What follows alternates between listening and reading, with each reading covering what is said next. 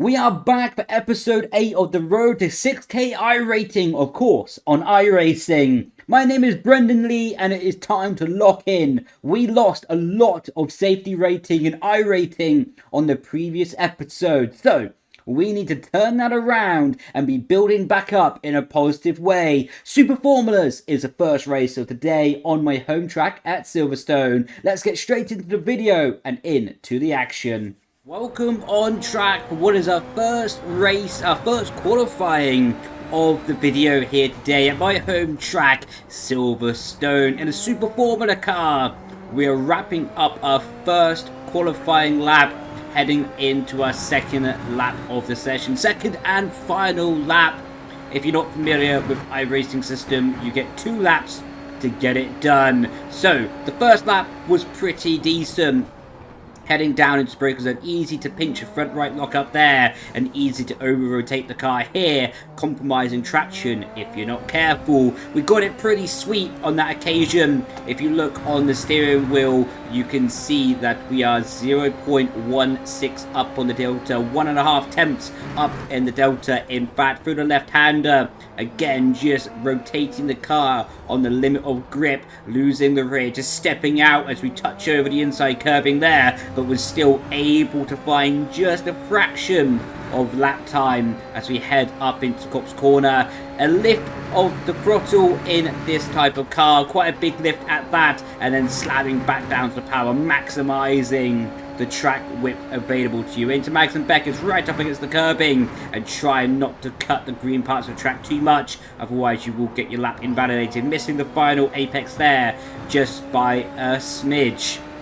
Heading up through the back straight now, 0.23 up on our delta, 2 tenths up, and we are heading into the final complex of corners through the right-hander. That was pretty successful through there, found a little bit more time, heading into the braking zone, gonna gamble with the outside curbing, but we lock up the tyres just a little bit, running wide, costing ourselves a tenth of lap time. We go from 0.25 up to 0.11 up on the delta, and we bottled the final corner. Otherwise, it was a pretty sweet lap time. Will it be enough for pole position, though? Or will we lose out? Let's find out. Silver is coming across the line. And Silver has pipped us to pole position. You can see my facial reaction. I was not too happy with myself there, as it was quite a cumbersome mistake, in honesty. But we have a chance to put it right on the start line here. It's going to be lights out. And away we go, and we get an absolute rocket of a start, and we've been able to fly into the race lead. Silver, in fact, lost a handful of positions. Looks like he's down to P4, P5 even. We go defensive into the first braking zone of the race, just to cover off the car behind, ensuring that he can't stand it up the inside. Cold tyres in iRacing are pretty treacherous, especially on the Super Formula car. So now we're just going to focus to getting them up into a working range, getting grip, getting confidence, and putting together good laps in the race. I was feeling very confident about the pace. I did do quite a bit of practice before this race. In fact, of course, I didn't have the opportunity to practice in qualifying, as you can only practice that fuel condition in the session itself. But in terms of doing some race stints, doing some overall just tyre deg, understanding how the car will evolve, I did a bit of practice ahead of time. I think I did 20 minutes, maybe half an hour before going into the actual session. So I was feeling very, very happy with the pace that I could deliver and understanding what will happen with the car as the stint progressed on. All about being buttery smooth on the steering wheel in this Super Formula car and iRacing in general. Of course, you can see me just braking the slipstream to the cars behind right now. I do believe I had the pace to break away from them. I just want to make that happen ASAP. The car bouncing around on the bumps of the track. Very stiff suspension in the Super Formula car. As you're going to see, whenever we hit a bump, the car flies around like it's hit a rock. And closing out the first lap here of Silverstone, running up to the start-finish line. And we've built up a 1.6 second advantage to the car behind. Later on lap 2, you can see we built that gap up to 2.1 seconds. Silver is now back up into P4, of course, the original pole sitter for this race. 3.5 seconds to him, and now he's brought down the gap a little bit to 3.1. We're cruising a little bit on the previous laps, just getting into a good flow, but now we're going to look to drop the hammer, and we have done that indeed, building the gap up to 4.2 seconds as we do the fastest lap of the race of 36.98, building further the gap up to 5 seconds. Of course, the relative changes quite a bit as the high speed and low speed corners flow around, but the gap is hovering around 5 seconds, and that's what it was about when we was coming over the start finish line as well. Approaching the final lap of the race, he did turn on his overtake button to go for fastest lap a bit sooner. As you can see, we do a 36.1, and he comes across the start finish line to do the fastest lap himself as we're going into the right-hander. He does a 35.9, so I know my target. I know the pace that I'm looking to operate at and trying to extrapolate the maximum performance, the maximum grip, the maximum capability of the car. It's a bit strange driving without the dash on because, of course, the overtake button overtakes everything on the dash, so you can no longer see your gears. So you really have to sort of be remembering it to make sure that you're in the right gear. Well, it's a different challenge, in all honesty. It would be nice if there was like a dash option that you could have the overtake button on and you can still see your gear options and have all the rest of the page available to see. But nevertheless, we are building up a good lap here, going through Cops Corner, trying to make sure that we don't invalidate, as I do want the fastest lap of the race to be officially confirmed as we go on through Mags of Beckett's, hooking up the corners very nicely, buttery smooth on the steering wheel as well on the throttle, using up maximum track width there, avoiding picking up a warning. Heading down into Stone Corner. We've got still quite a lot of time left on the overtake button, so we didn't use it to its maximum capability in this race, but that's fine. We've got one more complex of corners to go to take our first victory of the video, through the left, through the right, and just getting back on the power. And is it going to be fastest lap to top everything else off? It is. It's going to be a 35.596, and that's fastest lap in the bag, and the race win. Taking a replay of the race start, and as you can see, we've got a rocket of a start. I really feel confident starting in iRacing now, understanding the hand clutch a lot better, gaining some iRating, gaining some safety rating as well, and that was a good, successful race. The top 4 people in that race were all above 4K iRating, if I saw that correctly. But yeah, I did the race quite late at night, and we're gonna have a big screen freeze here. Look at this. You can see by my webcam just how surprised I was by that, and luckily we did not put the car in the wall. But as I was saying before, we had the top 4 people in the previous race above 4K iRating, but I did the race at like 12:30 at night, in all honesty, so the rest of the people in the lobby had lower iRating, so it brought down the average. Of course, I think it was 2.2K, but still the competition in the first race was pretty solid overall. Wrapping up our first lap here in a much clearer, much sunnier Silverstone circuit. It's going to be interesting how that affects the lap times between the first and the second race. This race was done actually this morning, on the day that this video is going to be put out. It's going to be the 22nd of the month, and yeah, so was able to do this in the morning and hook up a few more races to get this video out on time for today. And of course, F125 is just around the corner. I think the Lewis Hamilton edition, you're available to play it in like 5 days or something like that, so I've got a short time frame, but I do want to grind quite a bit of iRacing to get up to 6K iRating before I start uploading F125 content. So yeah, gonna be a grind, gonna be putting in some races to make sure that we can complete this series, or do my best of completing this series, or best chance to complete the series, I should say, ahead of the launch of F125. I actually want to get back into a little bit competitive. I don't want to do F1 esports at the moment. I love the series, it's been a big part of my life, but I don't mean that when I say competitive racing, but just to do some league racing, to be at the, to keep myself sharp, you know.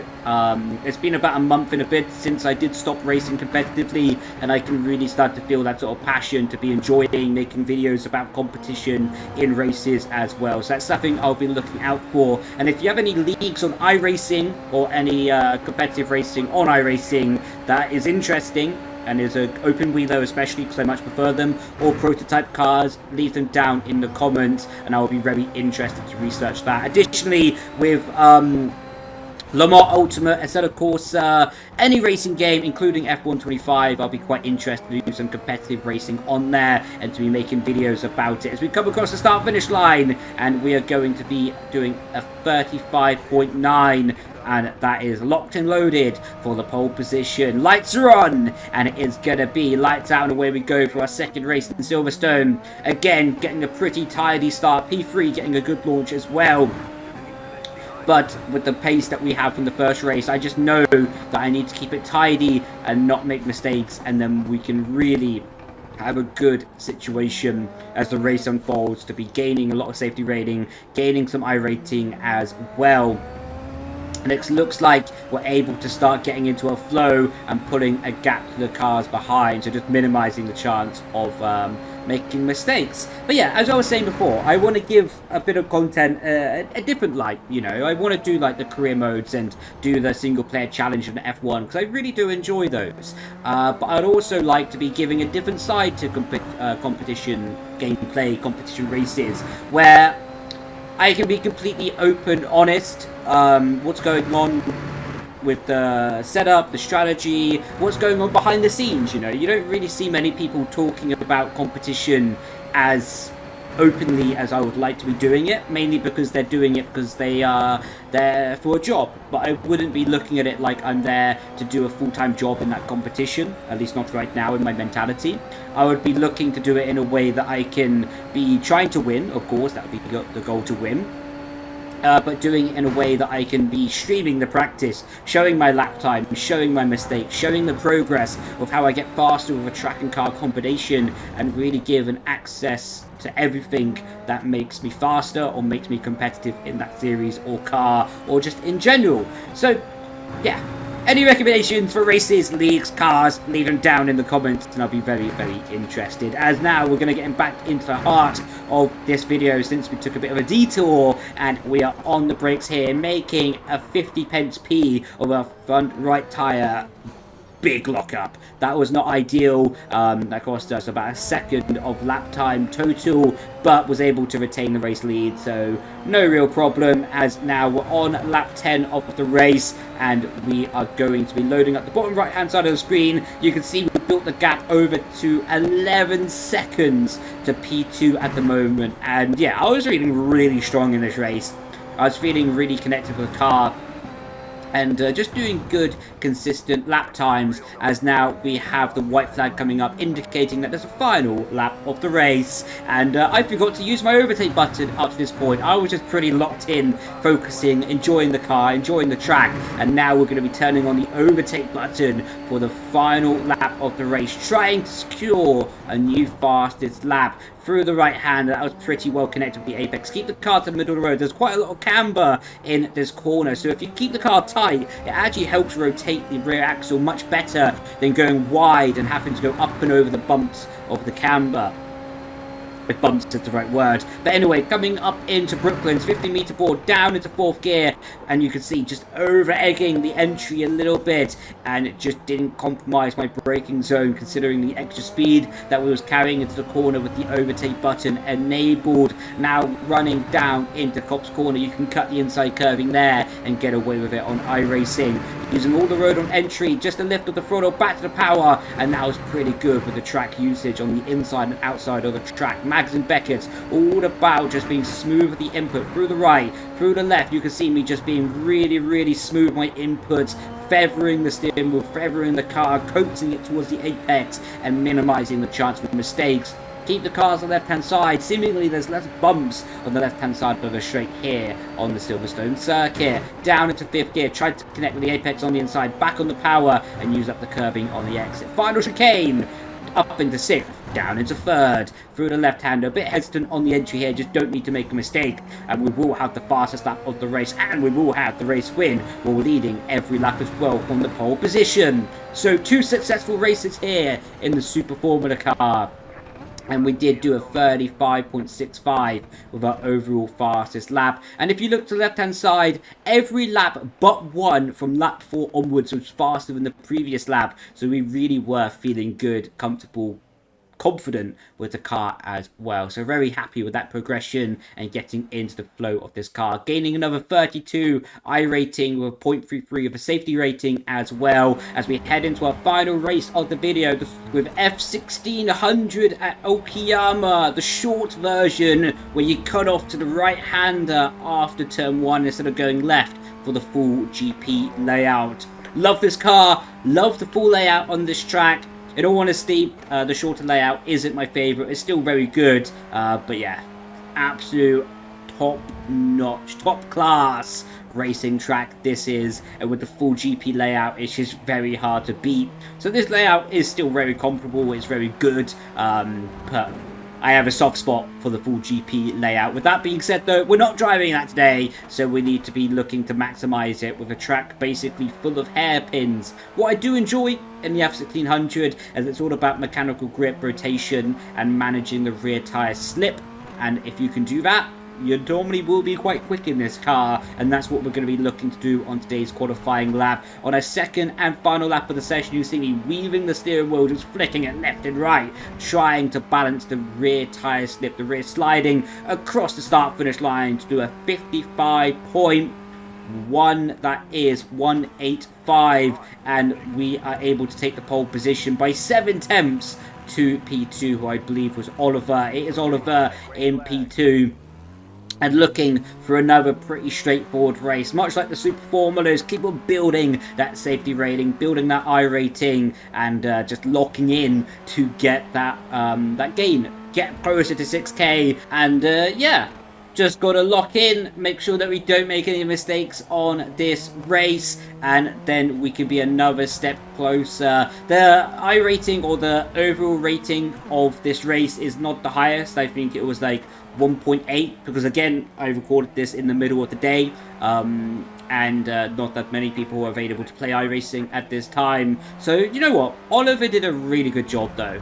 He has quite a lower iRating. I think from memory it was about 1.8, maybe 2k iRating, and his pace was actually pretty decent, as we were big tank slapper going into the final apex of the lap, but we are able to be already out of slipstream range and breaking away in the race lead compared to Oliver in P2. You can see on lap 6 we have built the gap up to just over 4 seconds, and we missed the apex by a country mile there, just experimenting with new lines, different gears, and new approaches to extrapolating our lap time potential, because who knows, when we revisit this track and car combination, maybe it will be an 8k, 9k, 10k iRacing driver, and we want to make sure that we're ready to be winning that race as well. Final lap of the race, final lap of the video, and you can see we've built up a decent gap to Daniel. And I mean, in all fairness, like I say earlier, in all fairness to him, keeping the gap sort of, it's around 9 seconds now, because of course it builds up and goes along,